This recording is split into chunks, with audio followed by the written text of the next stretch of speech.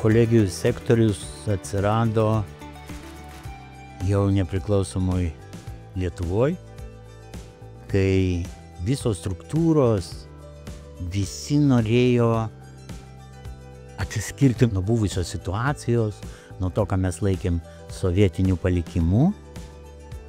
Tai vieni tai darė dirbtinai, kiti darė žiūrėdami, o kasgi yra ten vakaruose, į ką mes deklaravom, kad einam ir ėjome. Kai sukūrėme aukštesniąsias mokyklas, pervadinom aukštesniosiom mokyklom, technikumus, buvau išrinktas aukštesniųjų mokyklų asociacijos prezidentu. Ir aišku, mes ne tik pervadinom technikumus į aukštesniąsias, mes sukūrėm naujas programas. Ir postumį toliau padarė mums, kai mes pirmą kartą, kaip sakant, apsižvalgėme, kas yra Europoje. Ir paaiškėjo, kad tokios mokyklos priklauso aukštajam mokslui. Tai pasipriešinimas vyko labai didelis. Tiesiog nekreipė dėmesio, po to juokėsi, po to gazdino. Mes perėjom visus turbūt tuos laiptelius į pasipriešinimą. Iš tiesų labai padėjo mums tai, kad atsirado tiek mokslo taryboje, tiek mokslo akademijoje žmonių, kurie palaikė tą idėją. Labai didelis postūmis atsirado, kai mes pradėjom vykdyti taip vadinamą Europos finansuojamą FARE programą.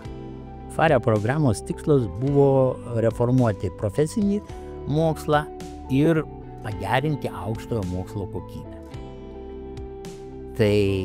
O mes buvom per vidurį, tarp profesinių ir universitetų. Tai mus priskyrė labiau prie profesinių mokyklų. Ir tada mes padėjom profesinėm mokyklom sukurti ten sistemas įvairias. Ir tuo pat metu įkėlėm koją į aukštąjį mokslą, kadangi tai pas juos jau buvo persipynę. FARE projektas baigėsi tuo, kad buvo sukurtas įstatymo projektas, kuriame atsiranda savoka kolegija. 2000 metais vyriausybės nutarimų numeris 1000 rugpjūčio 30 dieną vyriausybė pasirašė įsteigti kolegijas. Ir ten buvo parašyta, kad Vilniuje apjungti tuometinę, reiškia, prekybos aukštesnąją mokyklą,